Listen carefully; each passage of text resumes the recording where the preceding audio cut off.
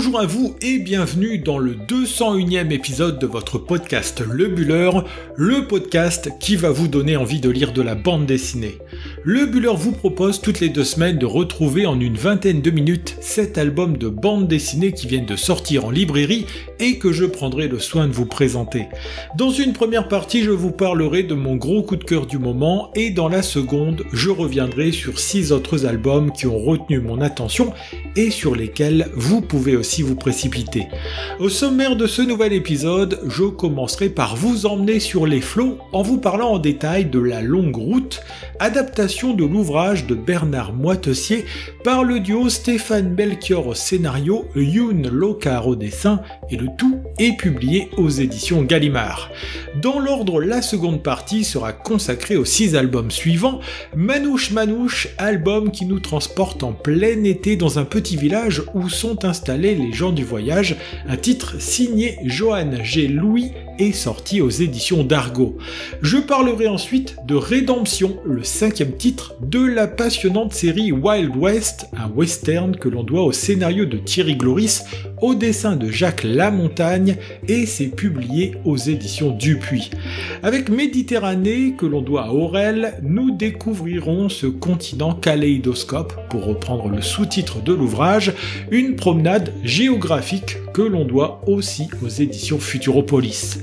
Il sera temps ensuite d'aborder la sortie de septembre 59, le premier tome de la nouvelle série Les Gorilles du Général, un titre qui nous entraîne au plus proche du général de Gaulle, que l'on doit au scénario de Xavier Dorisson, au dessin de Julien Telot et c'est publié aux éditions Casterman. Je vous présenterai aussi Après l'orage, le nouvel album du talentueux Jean Crémers qui nous entraîne à Liège au moment des inondations de 2021, un titre qu'il publie aux éditions du Lombard. Enfin, je terminerai par la réédition en grand format du second volet des aventures de Black Sad, un titre baptisé Arctic Nation que nous devons au scénario de Juan Diaz Canales, au dessin de Juanro Guarnido et c'est publié chez Dargo, 6 albums qui, comme vous l'aurez compris, sont des titres de grande qualité que j'ai adoré découvrir. Voilà pour le sommaire de cet épisode copieux, un épisode que vous pouvez prolonger sur Instagram en découvrant en images ces différents titres, mais vous en découvrirez bien d'autres encore dans les albums bonus. Sachez que si vous m'écoutez depuis Spotify, vous pouvez vous précipiter sur l'application pour vous abonner si ce n'est pas déjà fait, mais aussi voter pour votre album préféré parmi les 7 présentés ici. Il me reste à vous souhaiter une très bonne écoute, de belles découvertes et je l'espère aussi, de très bonnes futures lectures.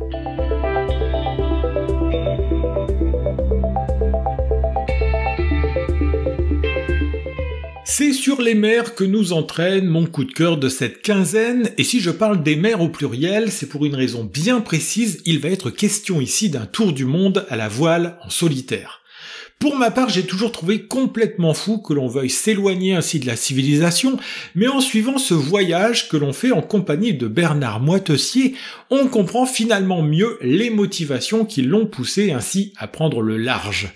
Au moment où il s'embarque dans cette épopée complètement dingue, peu de gens avant lui ont effectué ce type de traversée pour le côté sportif, puisqu'ici il va profiter de l'organisation d'une compétition officielle pour décider de s'embarquer en solitaire. Au moment où démarre cette aventure, nous sommes en 1968, le monde de la voile en France est surtout marqué par un certain Éric Tabarly, mais Bernard Moitessier fait partie de ces noms qui comptent et il va le prouver à travers cette aventure qu'il a racontée dans un livre sorti en 1971. C'est donc ce livre, La Longue Route, qu'adapte avec beaucoup de justesse Stéphane Melchior, qui en confie le dessin ici à Youn Locard, qui s'éloigne un peu de son compagnon Florent Groisel et de la série Révolution. C'est donc dans un véritable huis clos sur les mers, sur un bateau nommé Joshua, navire toujours visible du côté de La Rochelle, que le lecteur embarque pour une expérience à la fois sportive, physique et même métaphysique. C'est d'ailleurs la grande force de cet ouvrage, réussir à nous faire toucher du doigt toutes les dimensions, toute la palette des émotions Que peut ressentir un marin quand il est lancé sur les mers en solitaire, ici pour un voyage qui durera plus de 300 jours? C'est depuis la ville anglaise de Plymouth que vont partir les navigateurs, car oui, Bernard Moitessier ne sera pas seul à effectuer ce tour complet de la planète, avec la difficulté de ne pas avoir de nouvelles de ceux qui sont amis avant d'être adversaires sur ce challenge. C'est un autre aspect que nous fait découvrir ce roman graphique. Moitessier navigue à l'ancienne, sans radio ni aucun appareil qui le mette en relation avec la terre ferme, seule sa fronde servira à communiquer avec l'extérieur. Avec une certaine habileté, il lance aux bateaux qu'il croise des messages qui permettront de donner de ses nouvelles au reste du monde, à sa femme aussi, ainsi que les comptes rendus ou les pellicules photos qui documentent son périple sur les mers. Dans l'album que nous avons sous la main, c'est donc Youn Lockhart qui nous donne à voir cette épopée qui passera par les 3 océans que sont l'Atlantique, le Pacifique et l'océan Indien, mais aussi les différents caps que sont le cap de Bonne-Espérance à la pointe de l'Afrique du Sud, le cap Levin au sud de l'Australie et le cap Horn au large de l'Amérique du Sud. Avec un trait fluide et organique, à la fois vibrant et vivant, il arrive à incarner toute la rudesse de ce voyage, mais aussi la beauté poétique qui se dégage des réflexions de Moitessier, ainsi que des éléments qui l'entourent. Les poissons volants, les dauphins qui l'escortent, les couchers et levées de soleil, ou encore ce bleu des eaux et du ciel à perte d'horizon, provoquent non seulement un ravissement chez le navigateur, mais aussi le même ravissement chez le lecteur. Les couleurs que l'on doit à Joal Grange participent grandement à ce plaisir de la lecture que l'on ressent tout au long des 344 pages de ce joli bébé, ponctué par un glossaire ou des notes pour mieux comprendre le lexique maritime et qui sont les personnages cités dans cet ouvrage. Cette aventure aussi exaltante qu'harassante aurait d'ailleurs bien pu continuer pour un Moitessier qui va avoir du mal à se convaincre de revenir sur la terre ferme auprès des siens, lui qui se sent à sa place en solitaire sur cet océan qui l'éloigne des hommes. C'est donc non seulement une aventure maritime que raconte l'ouvrage, mais aussi une aventure intérieure dont l'album nous livre les pensées et les réflexions qui traversent son principal protagoniste. Inutile de vous dire que j'ai été captivé et complètement pris par cette aventure folle que publient les éditions Gallimard, un album passionnant de bout en bout que vous pouvez retrouver en librairie depuis le 14 mai dernier.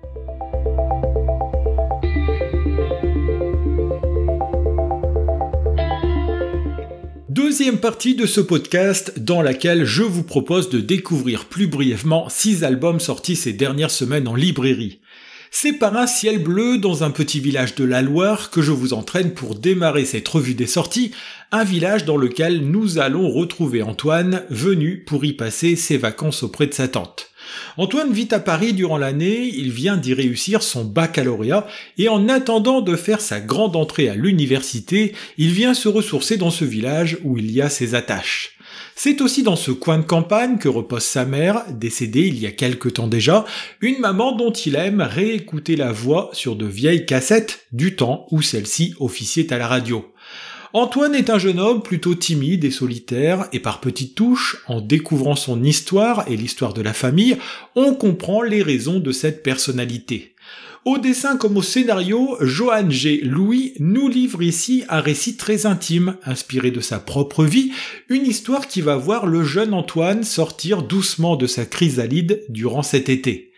Tout d'abord, Antoine va être confronté à cette petite bande qui zone une bonne partie de l'année sur la place du village et qui, pour tromper l'ennui, comble ses journées en accumulant les mauvais coups. Au sein de ce petit groupe, il y a celle que l'on surnomme Dédé, jeune femme qui a le verbe haut et qui ne dépareille pas au milieu des 3 garçons, elle qui va tenter d'approcher Antoine. Il faut dire que le jeune homme est vu comme une bête curieuse, il est le Parisien qui revient au village de temps en temps, une attraction au même titre que les gitans qui sont venus s'installer sur un terrain voisin. Ceux-là, on s'en méfie comme de la peste Pourtant, Antoine ne peut s'empêcher de remarquer le beau Mélalo, avec sa gueule d'ange et sa façon de se baigner nu dans la rivière. Il va devenir l'objet de toutes les convoitises. C'est qu'Antoine et Dédé ont les mêmes pensées qui les traversent en voyant Mélalo, même si ce dernier, avec l'ensemble de sa communauté, va faire l'objet de nombreuses stigmatisations au sein du village. C'est donc avec une ambiance très douce, bien mis en valeur par le trait léger et le traitement à l'aquarelle au niveau du dessin, que Johan G. Louis aborde des thématiques plus brutales pour ce qui concerne le fond. Le rejet de l'autre, la difficulté d'assumer qui l'on est, ou encore la question de ses origines, tout cela est abordé avec beaucoup de subtilité et de douceur dans un album vraiment très agréable à parcourir. Cette même douceur du trait, ou encore de son personnage principal, que finit de marquer la saison durant laquelle se déroule l'histoire, permet cette mise à distance qui nous plonge dans un récit captivant, doublé d'un discours intelligent amené avec légèreté. Ce sont les éditions d'Argo qui publient ce très bel album que j'ai pris grand plaisir à lire. Manouche Manouche est un titre que je recommande vivement, tant pour son discours empreint de tolérance que pour son joli dessin. Changeons totalement d'univers maintenant pour repartir dans les grandes plaines américaines, terrain de jeu de celles et ceux qui ont la gâchette facile et dont la légende s'écrit dans la très belle série de bande dessinée Wild West. Après 2 premiers cycles de 2 épisodes que j'ai adoré découvrir, c'est parti pour une nouvelle aventure qui sera à suivre et dont le premier tome, baptisé Rédemption, est disponible en librairie depuis le 16 mai dernier. C'est dans la petite ville de Dolores City que nous sommes transportés, une ville dans laquelle Wild Bill Hickok est devenu le shérif et dans laquelle aussi Calamity Jane s'est installée, elle que l'on retrouve complètement ivre du matin jusqu'au soir. Hickok, dont la légende n'est plus à faire, inspire la crainte et le respect. Il est devenu ce garant de la loi qui a pris femme et enfant, une vie assez paisible pour celui dont on découvrait le tempérament dans le 2e tome de cette saga.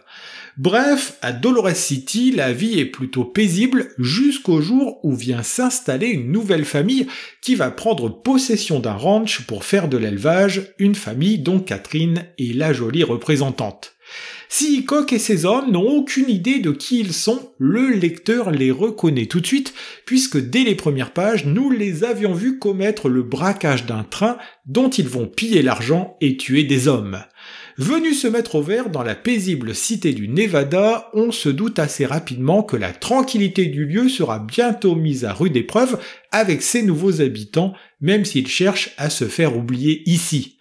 Il faut dire que la famille Balou va tomber sur une vieille connaissance, un homme sorti d'un passé très douloureux qu'un flashback nous raconte, des retrouvailles qui vont immanquablement mettre le feu aux poudres. Encore une fois, je me suis totalement laissé transporter par le scénario très bien construit d'un Thierry Gloris qui prend plaisir à faire revivre ces personnages mythiques du western américain. Mais que dire, comme à chaque fois, du dessin précis et fouillé d'un Jacques Lamontagne qui est un véritable ravissement pour les yeux et qui finit de donner du corps et de la vie à ces différentes légendes. Non seulement le dessin de Lamontagne est impressionnant au niveau graphique, mais avec un cadrage dynamique et cette expressivité qu'il sait donner à ses personnages, il captive complètement l'attention du lecteur qui en redemande encore et encore.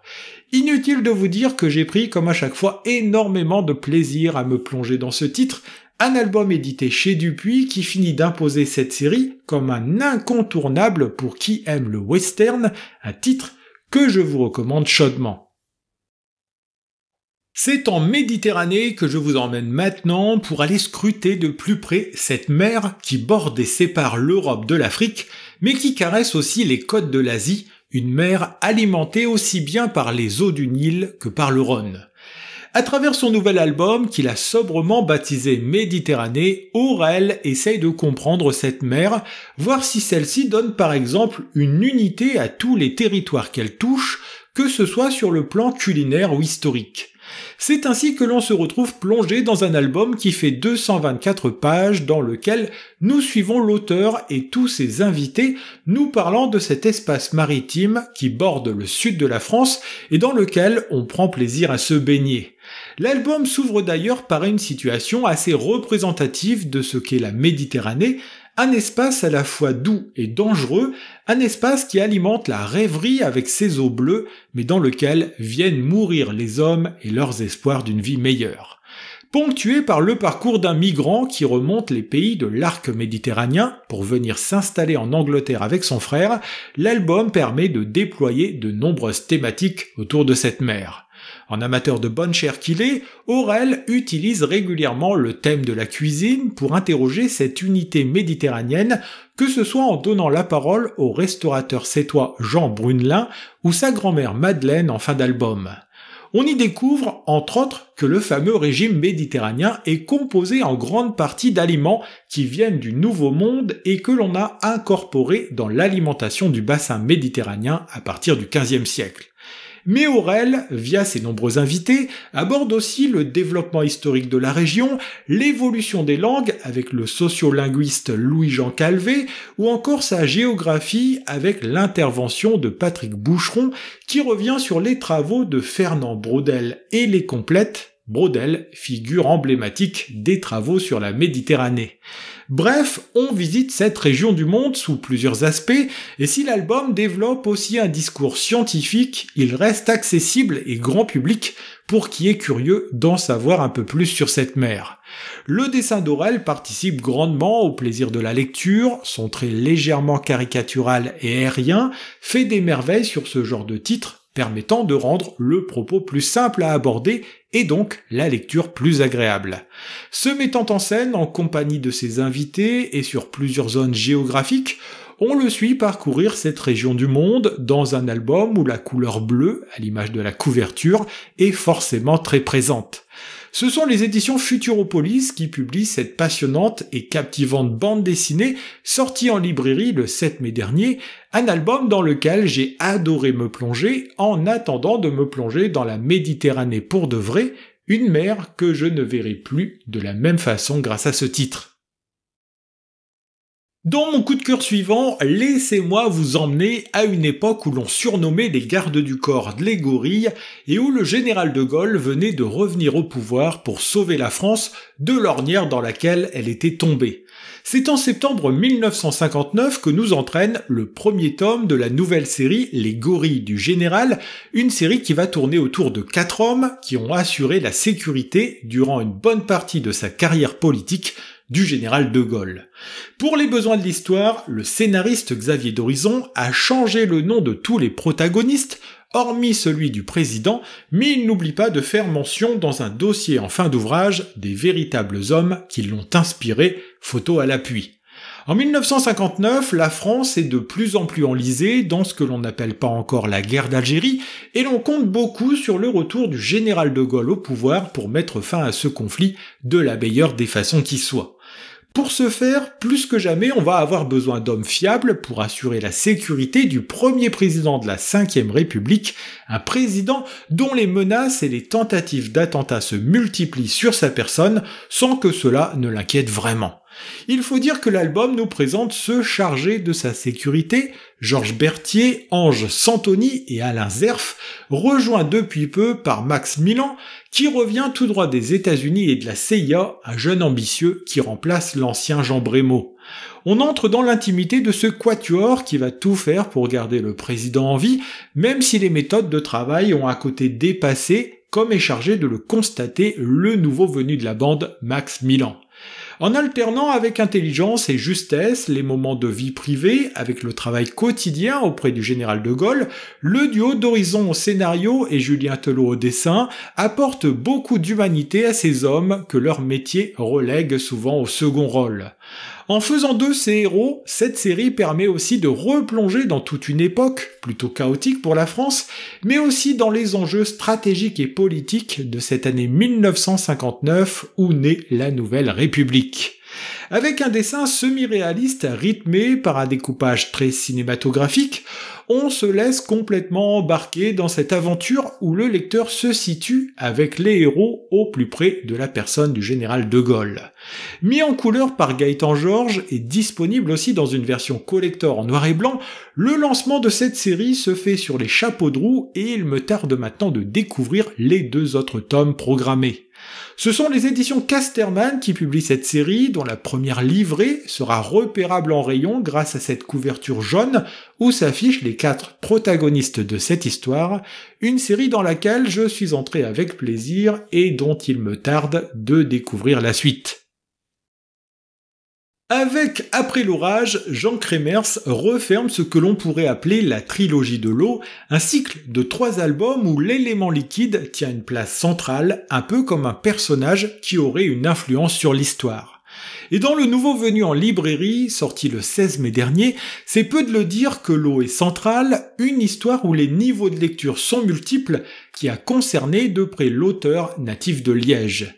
Durant l'été 2021, la ville belge se retrouve sous les eaux entre les 14 et 16 juillet. Jean Kremers est alors à ce moment-là chez ses grands-parents et va se retrouver bloqué avec eux à leur domicile en attendant la décrue. C'est cette mésaventure, dont il ne garde pas personnellement un souvenir traumatisant, qui va servir de point de départ à sa nouvelle histoire, qui va mettre en scène une femme de 47 ans, Hélène, venue rendre visite à ses parents.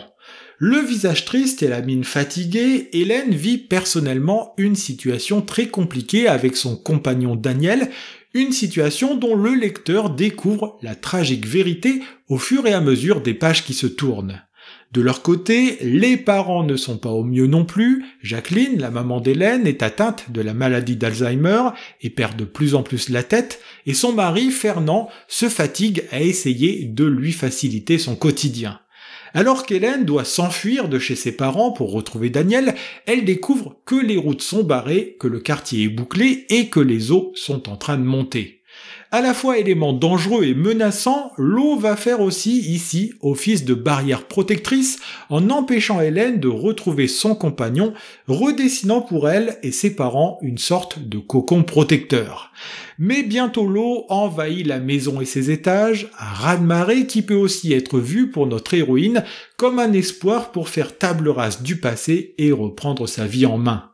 En distillant dans son nouvel album des thèmes forts comme les catastrophes climatiques liées au réchauffement de la planète, les liens intergénérationnels, la présence de la maladie ou encore les violences domestiques, Jean Kremers arrive avec brio à proposer une histoire à la fois intime et universelle. Son trait fin et sa belle mise en couleur donnent toujours autant de caractère à ce graphisme qui sait aller à l'essentiel et qui fait la part belle aux pages muettes, mais qui en disent tellement plus que de longs discours. On plonge, c'est le cas de le dire, et on se laisse happer facilement par ce 3e album qui montre combien ce jeune auteur belge a déjà beaucoup de maturité pour raconter des histoires, faisant varier les thématiques d'un album à l'autre. Ce sont toujours les éditions du Lombard qui éditent le travail de cet artiste dont j'attends toujours la suite avec une certaine impatience. En attendant, je ne saurais trop vous conseiller de découvrir ce nouveau venu qui m'a fait passer un très bon moment de lecture. Comme toutes les 2 semaines, l'épisode s'achève avec un album spécial, la réédition au grand format du 2e tome de la fabuleuse série Black Sad, un titre baptisé Arctic Nation, qui est certainement l'un des albums les plus forts produits ces 25 dernières années. Si vous me suivez régulièrement, je vous avais parlé il y a peu de cette nouvelle collection au grand format qui comportera 6 albums qui sortiront en cette année 2025 pour fêter les 25 ans de Black Sad.